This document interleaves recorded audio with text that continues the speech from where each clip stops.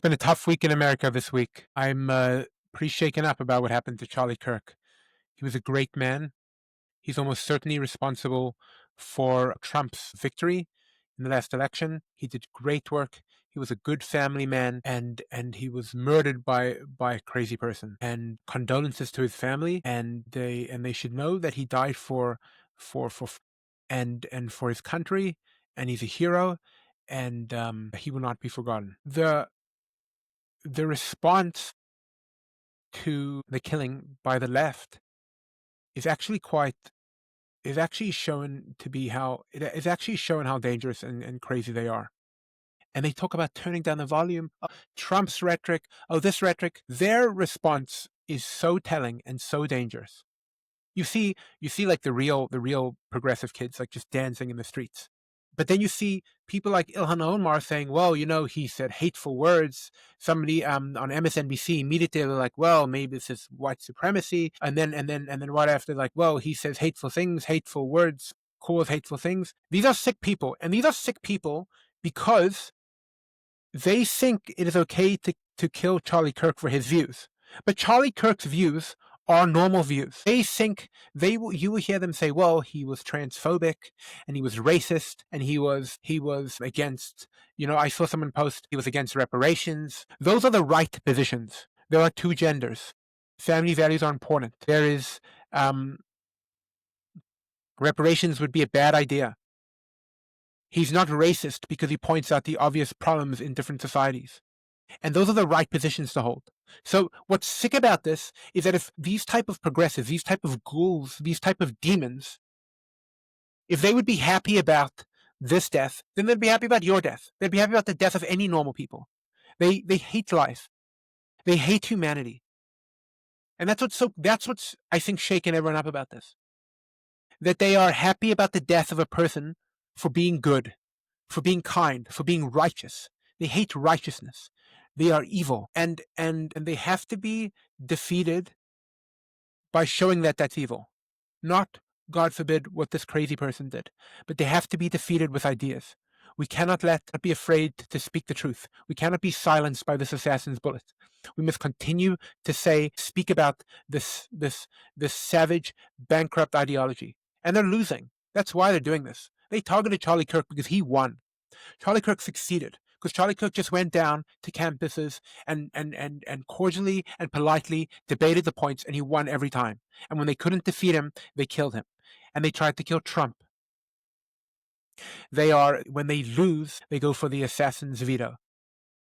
And that just means that their cause is bankrupt, and we can win. We can win because our ideas are right.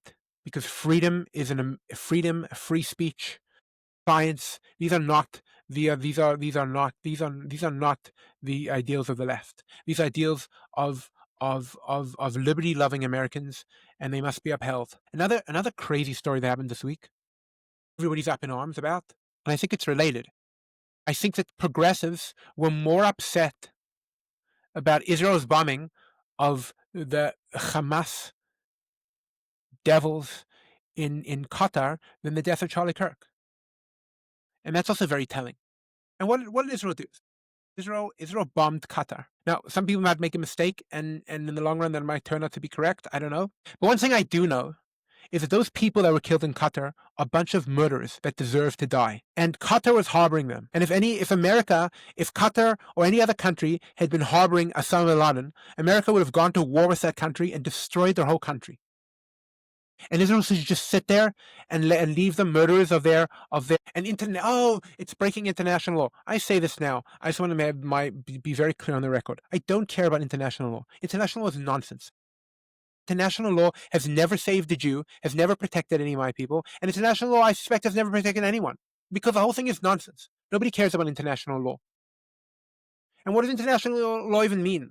So they talk about war crimes. They say, the Holocaust was a war crime. The Holocaust was not a war crime. The Holocaust was the German nation savagely murdering millions of Jews. Not a war.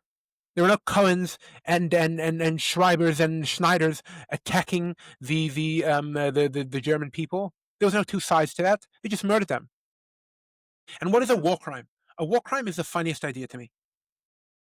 It's a war crime is oh well, you can use this size bullet to kill someone, but you can't use another size bullet to kill someone. No, war is a crime. War is terrible. War is the worst thing you can possibly do. So once you're at war, it's any means necessary. And that's this whole and so Israel had the right to take those people out. They shouldn't have had them there. What is Qatar doing over there? And if Qatar doesn't like it, they can respond to Israel. And I don't think they will, because they know what happened. And Israel taught the world an important lesson. Jewish blood will be avenged. If you kill a Jew, if you harm Jews anywhere in the world, they will hunt you down and kill you. Your life will become forfeit. And I'm glad that lesson got taught to Qatar this week. And I'm glad this lesson got taught to Hamas. I want every Hamas person to know they're not safe. They're not safe till they surrender, all the hostages come down and they lay down their arms. I do not think the war in Gaza should come to an end with some negotiation. I want Arab army to finally be defeated. Not with some ceasefire, not with some negotiation, but totally and utterly defeated. And I don't care how many Palestinians have to die for that, because they started the war. It's not Hamas. They, the civilians of Gaza, built up a place for war. They broke in on October 7th. They've been sending Katyushas. They've been housing weapons in their homes. And I feel terrible for the children, but parents are supposed to protect their children, not create rocket launchers in their schools. And so we see that the left and much of Europe, it has totally upside down values. They praise the killing of a righteous and decent man, and they have nothing but outcry, and they have nothing but anger about the killing of evil mass murderers. And someone said to me on LinkedIn this week, talking about one of these apostate Jews who is selling out his people. He's like, well, these people are the only ones that make you look good amongst the world. I don't care what the world thinks of us. We've never cared what the world thinks of us. The world doesn't like the Jews. We understand that. The world is filled with anti-Semites who are jealous of us because because our people have been successful. And so we mustn't worry about what the world thinks. We must push Israel to finish the job, to destroy the fighting capacity of the Palestinian people at any means necessary, to make it clear that war will not be successful for them, and we must continue to fight for what's right. And that is a message that is a dedication that we must make in the memory of Charlie Kirk, to continue to fight for what's right, to not be silenced, to not rest on our laurels, but to continue to fight for the right ideas by spreading them and by telling the world that we will not stand for this craziness anymore. And we will not stand for the people who hate humanity, who are anti-human, who believe that healthcare is abortion and euthanasia, to believe that energy policy means destroying the producing capacity of humanity, the people that believe that you shouldn't be able to have a plastic bag, so you just walk around dropping everything all over. The people who want to inconvenience you in every step of the way. The people who want to shut down your speech. The people who want you to drink out of paper straws. We're sick of you. We're sick of these people. We've had enough of them. And no matter what happens, we should continue to say, that'll do it for today, guys.